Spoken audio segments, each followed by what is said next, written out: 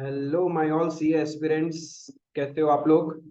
Good morning. जो morning में देख रहा है, जो आफ्टरनून में इस वीडियो को देख रहा है, गुड आफ्टरनून। एंड जो नाइट में देख रहा है, गुड इवनिंग। इफ आप लोग ये वीडियो देख रहे हैं तो ऑब्वियस सी बात है कि आप लोग भी नर्वस है। एग्जाम नजदीक है, समझ में नहीं आ रहा क्या पढ़ना है क्या नहीं पढ़ना, कैसा एग्जाम होने वाला है, क्या चीज छोड़ के जाए, कैसे अब लास्ट मोमेंट में पढ़ाई करे, क्या चीज को करे जिससे हम लोग हाईली मोटिवेटेड रहे। So I will be covering all your doubts. Just listen to me till the end. And if आपको ये वीडियो हेल्पफुल लगे तो अपने दोस्तों के साथ भी शेयर करना।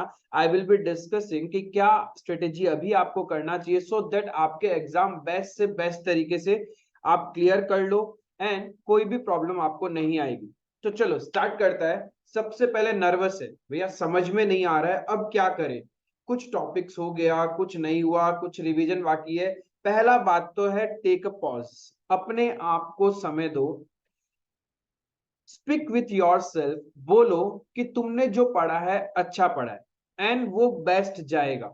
आपको अब नर्वस नहीं होना है। Only focus on the thing जो आपने पढ़ के रखा है।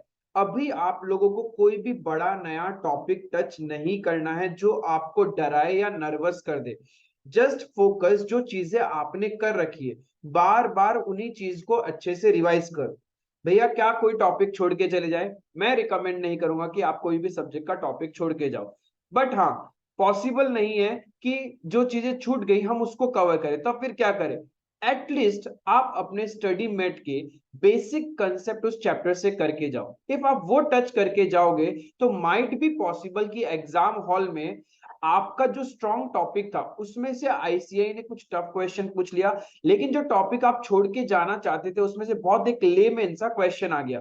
तो व्हाट विल हैपन, जब आप बेसिक कंसेप्ट कवर करके जाओगे you will be in a situation to score step marking. So समझ में आया, हमें कुछ भी नहीं छोड़ के जाना है। तो भैया आप रिवीजन कैसे करें? नेक्स्ट थॉट ये आ रहा है, इतना कुछ है, पूरा सिलेबस कैसे अप्रोच होना चाहिए, कहां से स्टार्ट करें? आप सब्जेक्ट वाइज एबीसी एनालिसिस बनाओ। देखो कि आईसीआई कौन से टॉपिक्स को ज्यादा पूछता है, कौन सा कम पूछता है। Put some topics in category A, then category B and then category C. वो कर लिया। अब क्या करना है? First of all focus and only focus on ICAI study mat. आप उसको पूरा अच्छे से खत्म करो। एक एक इलस्ट्रेशन, एक एक प्रैक्टिकल क्वेश्चन अच्छे से कवर करो। देन जहां से भी आपने क्लासेस किया होगा उन मेंटर्स ने आपको पास पेपर क्वेश्चंस, कुछ कंपाइलेशन वैसा दिया होगा जहां पे एमटीपी आरटीपी सब कुछ कवर्ड है। राइट? इफ पॉसिबल नहीं हम वो सारा कवर करें तो at least recent RTP, previous two attempt RTP and recent mock test paper, previous attempt mock test paper. बस आप कम से कम फॉर एवरी चैप्टर इतना तो कवर कर ही लो। इफ आपने इतना भी कर लिया ना, ट्रस्ट मी, कोई भी सब्जेक्ट में आपका बिलो 50 नहीं आएगा। राइट? अब ये समझ में नहीं आ रहा भैया, पढ़ाई नहीं हो रही है इन दिनों, नींद बहुत आ रहा है। इट्स फाइन, कोई बात नहीं है। Just focus on your health, because if आप मेंटली हेल्दी रहेंगे, फिजिकली हेल्दी रहेंगे, तो आपने जो कुछ पढ़ा है एग्जाम में रिकॉल होगा। ट्रस्ट मी, मैं बोल रहा हूं आपका एग्जाम में रिकॉल होगा। आपको घबराने की जरूरत नहीं है। बस आपको अपने आप को फिट रखना है, mentally as well as physically. अभी during this last 10 days of phase आपको इतना पैनिक नहीं होना कि हम हमारे बॉडी में कुछ ना कुछ प्रॉब्लम क्रिएट कर ले, बीमार पड़ जाए, नींद का कमी हो जाए, मील स्किप कर दे। ये सब नहीं करना। एटलीस्ट आपके बॉडी में 6 आवर्स का स्लिप होना चाहिए। ठीक है? तो आप रूटीन ऐसा बनाओ कि एटलीस्ट आप 6 आवर्स साउंड स्लिप ले सके। चलेगा, एक छोटा सा रिवीजन कम हुआ चलेगा। बट यदि आप मेंटली फिट है तो ट्रस्ट में आपके मेंटर ने जो क्लास में आपको बोला होगा वो सारी बातें आपको गूंजेगी एंड वो ही चीज आपको किक देगी और आपका एग्जाम बेस्ट जाएगा। आई होप आपको समझ में आया। ठीक है? अब द मोस्ट इंपॉर्टेंट चीज, स्ट्रेटेजी, कि कैसे पेपर को अटेम्प्ट करना चाहिए। इफ आप लोग भी ये स्ट्रेटेजी फॉलो किया तो ट्रस्ट मी आपका पेपर बेस्ट जाएगा। एंड कंपेयर टू एवरीवन, बोलते हैं ना कि सीए में पास नहीं होते, बट ऐसा आपके साथ नहीं होगा। आप 110% पास होगा। पहला चीज, क्या आईसीआई पेपर टफ सेट करता है? बिल्कुल भी नहीं। पेपर एग्जाम पेपर आपका ऑन एन एवरेज स्टूडेंट को माइंडसेट के हिसाब से बनाया जाता है, तो फिर भैया हम लोग तो सकता नहीं है। क्यों नहीं सकता है, इसके बारे में सोचना चाहिए। We focus on the topics जिसमें हमें डर लगता है, and right from the start of the minute जब एग्जाम पेपर आपके हाथ में आता है तभी आप गलत स्ट्रेटेजी में पुट कर लेते हो अपने आप को, उस वजह से आपका पेपर खराब होता है। पहले तो अपने आप को बोलना सीखो कि उस पेपर के अंदर में 60 मार्क्स एक एवरेज स्टूडेंट के लिए बना हुआ है, एंड वो हर कोई अटेम्प्ट कर सकता है। तो you have to only motivate yourself कि 60 मार्क्स तो है ही, ये तो मैं कर ही लूंगा।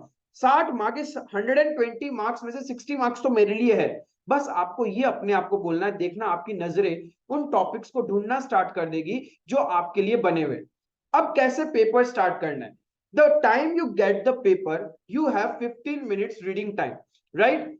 Do not ever read the whole paper, because उससे कोई फायदा नहीं होता है। आप 15 मिनट अपना वेस्ट कर देते हैं, बिकॉज पूरा पेपर पढ़ने से गलती से आपका नजर उस क्वेश्चन में चला गया या फिर उस टॉपिक में चला गया जो आपका फेवरेट था, बट उसमें एक ट्रिकी पॉइंट है, आप उसी टाइम नर्वस फील करना स्टार्ट कर जाओगे।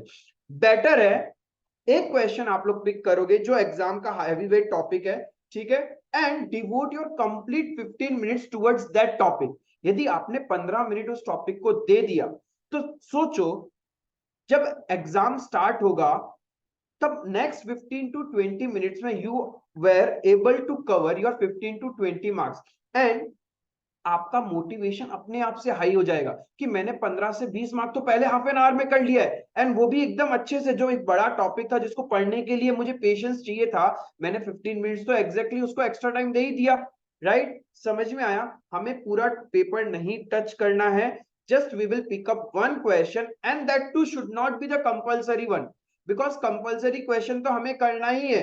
रिमेनिंग 5 में से जो आपको एक क्वेश्चन छोड़ना होता है उसको छोड़ देंगे, एंड जो एक क्वेश्चन बड़ा मार्क का है जो आपको लगता है कि नहीं ये टॉपिक तो मैं पढ़ के आया हूं, बस आपको पूरा 15 मिनट्स उसी के लिए डिवोट करना है। इफ आपने ऐसा कर दिया तो ट्रस्ट मी आपका एग्जाम दी बेस्ट जाएगा, जो आपका डर था वो सारा खत्म हो जाएगा। एंड और एक चीज जो आपको एग्जाम देते वक्त ध्यान में रखना चाहिए, एज ए स्टूडेंट ब्रेन हम क्या करते हैं, एक क्वेश्चन को दिमाग में फ्रेम कर लेता है कि ये मुझे अटेम्प्ट नहीं करना है, बट जैसे जैसे एग्जाम में समय निकलता है हम कभी कभी गलती से वो क्वेश्चन भी अटेम्प्ट करने लग जाते हैं जो हमने सोचा था कि नहीं करेंगे, या फिर उसका सब पार्ट करना स्टार्ट कर देते। तो फिर क्या करना चाहिए, हमें एग्जाम हॉल में उस क्वेश्चन को ही पेंसिल से कट कर देना चाहिए, सो दैट हमारा फोकस सिर्फ उन्हीं क्वेश्चंस के लिए रहे जो मुझे अटेम्प्ट करना है। और जब आप रिवीजन करोगे तो एटलीस्ट चेक कर पाओगे क्या मैंने वो सारे क्वेश्चन अटेम्प्ट कर लिए क्या जो हमने सोचा था। आई होप आप ये सारा चीज करोगे तो आपका एग्जाम दी बेस्ट जाएगा, नवंबर अटेम्प्ट फाड़ दोगे। अब द फाइनल क्वेश्चन जो बहुत जन मेरे से पूछ रहे हैं, भैया सेकंड ग्रुप तो नहीं हो रहा, क्या करूं? बोथ ग्रुप का सोचा था, बट अभी मेरे को ऐसे डर लग रहा है कि मेरा सेकंड ग्रुप शायद नहीं होगा।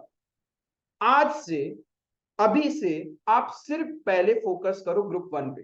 ग्रुप 1 को इतना अच्छे से अपेयर करो कि आपका ग्रुप 2 ऑटोमेटिकली सेट ऑफ होके निकल जाए। अब जैसे कि आपको पता है ग्रुप 2 के अंदर में भी for every paper you will be having approximately 2 दिन का टाइम मिलेगा आपको। उसके अंदर में भी आपके 2 मेन पेपर है, एक ऑडिट और एक एफएम इको, इको एफएम।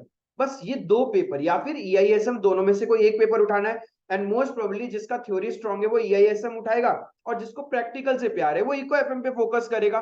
तो आपको ग्रुप 2 के तो सिर्फ 2 ही पेपर पे फोकस करना है। बाकी 2 पेपर यदि आप मार्जिनली भी क्लियर कर लेते तो स्ट्रेटेजिकली हमारा बोथ ग्रुप निकल जाएगा। तो बोथ ग्रुप निकालने के लिए आपका फोकस अभी होना चाहिए सिर्फ ग्रुप 1 के अंदर। You will be having 2 days time, and trust me सब कुछ आपके यहाँ पे इस मशीन के अंदर सब स्टोर्ड है, आपको डरने का जरूरत नहीं है। अभी आराम से रिलैक्स करके सिर्फ ग्रुप 1 पे फोकस करो।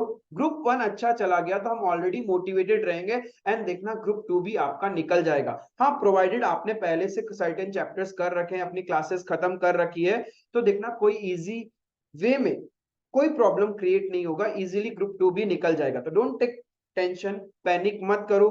I am there for you all. आपको मेरे से कोई भी गाइडेंस चाहिए, कोई भी हेल्प चाहिए, एनी टाइम आप मेरे से कांटेक्ट कर सकते हैं। डिस्क्रिप्शन में मेरा नंबर रहेगा, आप मेरे को व्हाट्सअप कर सकते हैं रिलेटेड टू एनी टॉपिक। आपको प्रॉब्लम है तो वो हम डिस्कस कर सकते हैं। और एक चीज, जब इन दिनों एग्जाम में आप थोड़े से डिमोटिवेटेड हो जाते हो, नर्वस हो जाते हो, and plus the festive environment जो आपको डिस्ट्रैक्ट कर रहा है, right, please talk to the person which is really close to your heart and gives you positive vibes.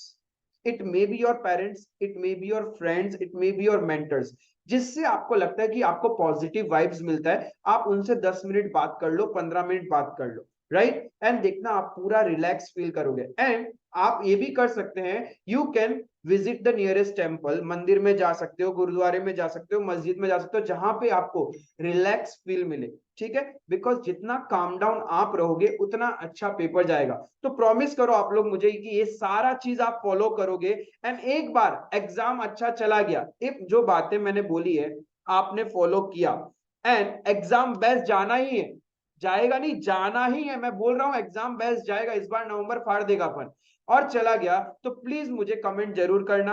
And आपको लग रहा है कि ये वीडियो हेल्पफुल है, सारे सीए एस्पिरेंट्स को सुनना चाहिए कि लास्ट मोमेंट में क्या स्ट्रेटेजी होना चाहिए, तो प्लीज अपने दोस्तों को शेयर करो, एक बार लाइक जरूर कर देना, एंड हो सके तो मेरे चैनल को सब्सक्राइब करो। आई गेट मोटिवेटेड ताकि मैं और ज्यादा कंटेंट आपके लिए बनाऊं, ठीक है, चलिए फाड़ दो, लगा दो आग मार्केट में। Bye bye.